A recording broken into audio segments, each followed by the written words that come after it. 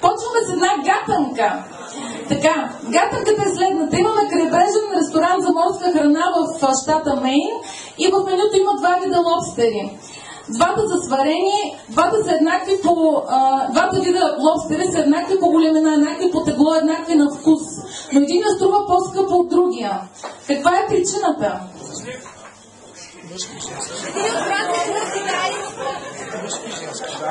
Не, защото отгоре идват от просто са уловени няколко часа преди това от едно и също място. Еднакви са по пол. Така ще ви кажа тайната, и това е самата истина, между прочим. Един е щастливо сварен, хуманно сварен, а другия е нехуманно. Значи проблема е, че лобстерите имат много примитивна система и рецепторите могат да реагират само на рязка промяна в околната среда. Ако ги пуснем в вряща вода, те се мърдат, нали, там щипци опашка, но ако много бавно увеличаваме температурата, те не се усещат и така се каже, се сваряват без да го осъзнаят. И тъй като американците са много чувствителни на тая тема и са готови да платят повече пари за хуманно сварения лобстер. Сега, защо ви казах тази гатанка? Защото моята презентация цели да ви отвори рецепторите за едни промени, които са случили в средата, така че да не се окажете в ролята на хуманно сварения лобстер. Омар, нали аз казвам лобстер през цялото време, всъщност омар на български.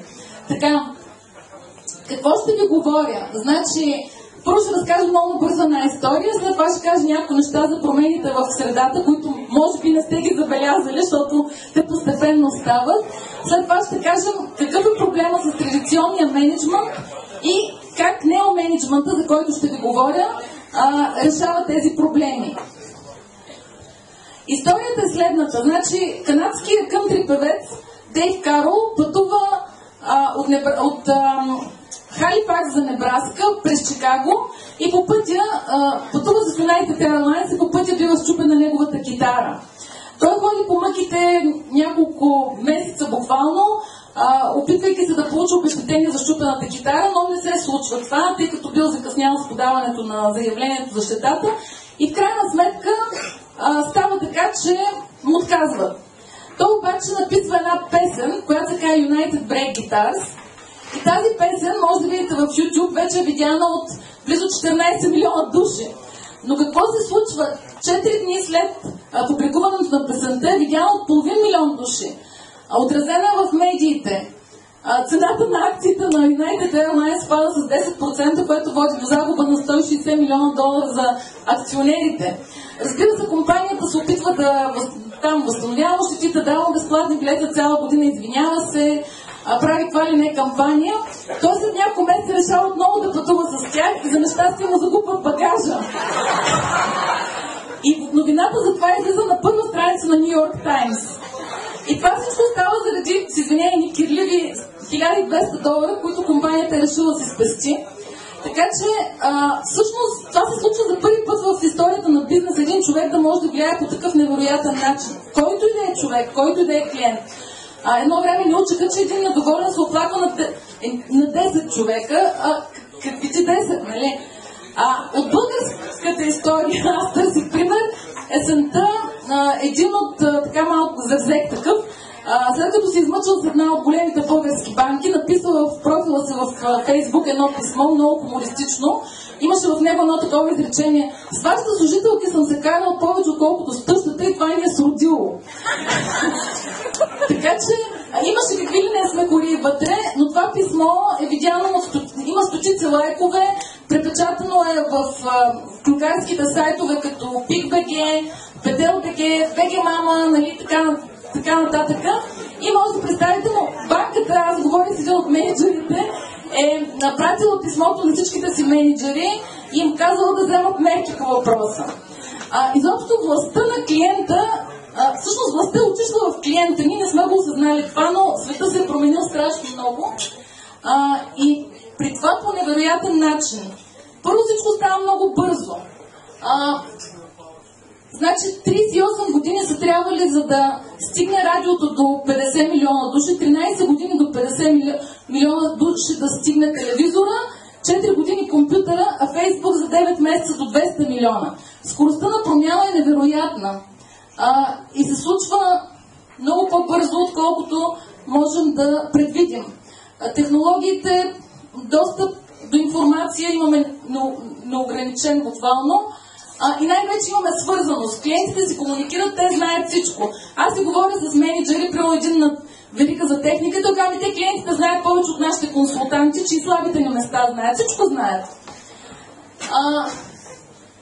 И всъщност ползват социалната си мрежа, контакти, за да получават препоръки. Пълна прозрачност, скелетите в гардероба излизат, новите играчи на пазара навлизат много лесно, ясно е. Всеки вече в днешно време отваря интернет магазини, да не си говорим пък за схемите за социално пазаруване. Всички знаем как всички се хукнахме, нали, в смисъл хукнахме да ги ползваме.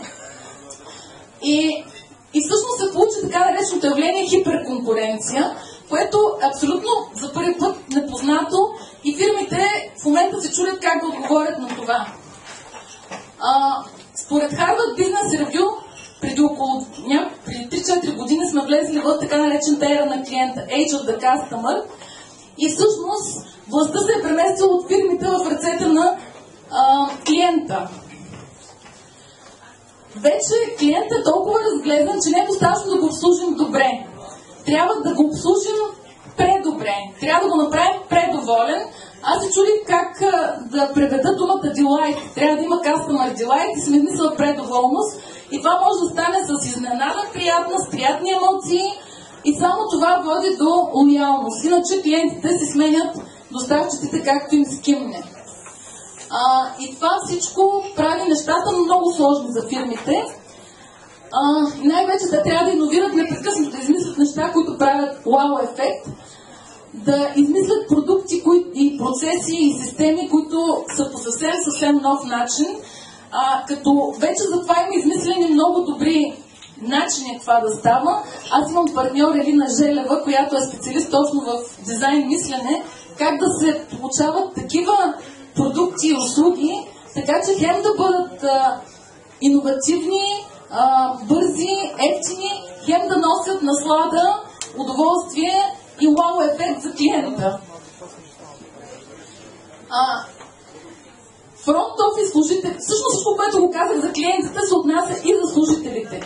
За да може те да дават това на клиентите, трябва те самите да имат позитивни емоции и това вече пък съвсем обърква фирмите, защото как пък сега да им създаваме позитивни емоции на служителите. Но истината е, че страшно много зависи, особено от фронт офисите. Те трябва да могат, всъщност на всички нива вече фирмата, трябва да може да хората да мислят, да иновират, да имат инициатива, да сътрудничат, да споделят знания. И това вече съвсем пък обърква фирмите, защото с морков и тояг, както до сега са управлявали предимно, това не се получава. Сегашният мениджмънт, основан на финансови цели, бонуси, инструкции, нареждания, контрол, убива вътрешната мотивация, убива иновацията, убива сътрудничеството на практика с бонусни схеми и нещата не се получават. На всичкото отгоре невронауката разкри, че много от нещата, които традиционно се правят в мениджмънта, са точно обратно действащи на това, което си мислим, че действат. Примерно в Management Rewired, много интересна книга, под заглавието Why Feedback Doesn't Work and Other Surprising Lessons from the Latest Brain Science. И наистина, обратна връзка негативна от менеджер към подчинен въобще не действа по начина, по който си мислим, че действа. Мотивацията с бонуси въобще не действа по начина, по който си мислим, че действа. Изобщо много неща се откриват и това се доказва от статистиката, защото само под 30% са наистина ангажирани с работата си, другите са по-скоро работят за пари или пък са даже саботьори. Пазар е отворен, хората се пръскат вече по целия свят, ако не им харесва фирмата и начина, по който ги управляват. И все повече менеджери казват, нямаме хора. Не само нямаме ангажирани вътрешно, но въобще нямаме никакви. И това, което пък е най-болезненият проблем за фирмите, е, че печалбите им намаляват непрекъснато. Ушким системата е да увеличим максимално печалбите, да имаме максимален shareholder return, а то става точно обратното и това го доказва статистиката. Така речения Shift Index на Deloitte абсолютно сочи минимализиране на възвръщаемостта на инвестициите. Средната възраст на фирмите също намалява убийствено и това води всъщност до ефект върху всичките стейкхолдери, всичките заинтересовани лица на компаниите, които също пострадват. Нали? Сега няма да обяснявам защо, но то е ясно. Решението да спрем с традиционния мениджмънт, нали така? И да спрем с идеята, че фирмата трябва да максимизира възвръщаемостта на инвестициите и да максимизира печалбата. Това е парадигмата, която трябва да променим.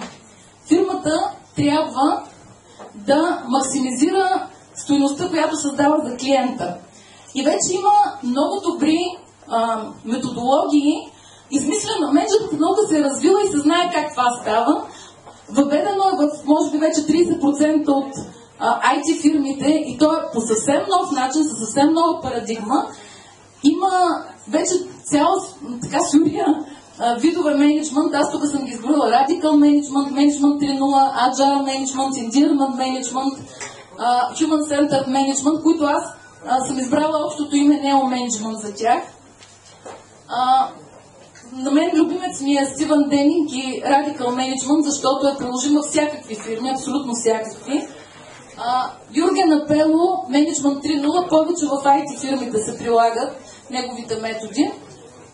Но какви са ползите? Какви са ползите от този вид, който е, пак казвам, с съвсем друга парадигма, с съвсем нови методологии, при които контрола не става от самия менеджер, а става от клиентите и от колегите по съвсем друг начин, с много интересни, много иновативни начини за управление, които аз тук нямам възможност да опиша, но който иска, има 3-часов семинар на уебсайта ми, така че ако някой се заинтересува, може да го изслуша. В YouTube е сложен.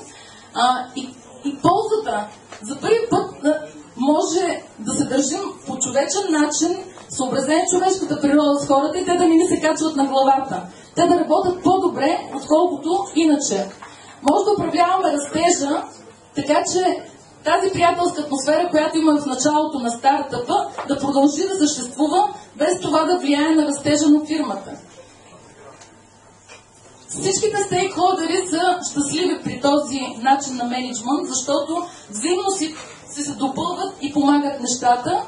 И всъщност, тръгвайки от това, че управляваме хората по добър начин, те са щастливи, правят клиентите щастливи, оттам всичките всъщност останали стейкхолдери също са щастливи и се получава наистина взаимодопълващ се ефект. Най-доброто, най-важната полза, най-ценната, че фирмите, управлявани с тези нови методи, са от 2 до 4 пъти по-печеливши. Тоест, в крайна сметка, мечтата на инвеститорите се изпълнява, но по заобиколен начин. Става въпрос не за 20 до 30%, 200, 300, 400%, което е уникално. Има много статистика събрана. Има такива фирми, които вече се управляват по този начин. И всички вече корифеи в тази област казват, традиционният менеджмент ще умре просто по финансови причини. Много просто. Фирмите, които се управляват в неумен, ето Salesforce.com, която беше представена вчера в България, знаете, от фирмата, в която работих преди това, NextConsult, те са работили по стандартния менеджмент и в един момент това води до загуба на нашата фирма и въвеждат новия Agile менеджмент за няколко месеца и печалбите им тръгват нагоре. Има мрежа, която популяризира тези нови начини на менеджмент и от няколко дена и България в тази мрежа. Така че тези, които се интересуват, това е Stus Network. Има информация за новите менеджмент идеи и ние сме вече на картата. Така че ще се радвам да комуникираме и да развиваме тези, които се интересуват от новите начини на менеджмент. Който се интересува, имам визитни картички, заповядайте, влезте в сайта, погледнете, който има време, изгледайте видеосеминара и също материали, които ще намерите там. И се надявам вие да не бъдете наистина в ролята на хуманно сварените омари. Благодаря ви!